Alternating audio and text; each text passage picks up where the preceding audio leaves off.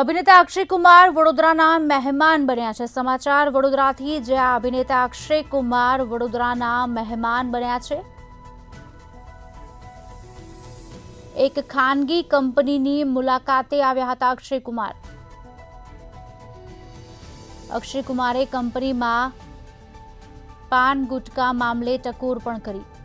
દિવાલો પર પાન મસાલાના ડાઘ જોઈ અક્ષય કુમાર બોલ્યા। કંપનીમાં કર્મીઓ વચ્ચે અભિનેતાએ કહ્યું, થૂકવું તદ્દન ખોટું છે।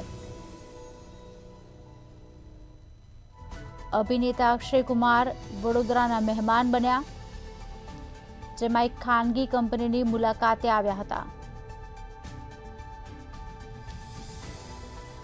અક્ષય કુમારે કંપનીમાં પાન ગુટકા મામલે ટકોર પણ કરી અને થૂકવું તદ્દન ખોટું છે તેવું પણ બોલ્યા હતા। દિવાલો પર પાન મસાલાના જે ડાઘ છે તે જોઈને તેમણે ટકોર કરી અને કહ્યું કે થૂકવું તદ્દન ખોટું।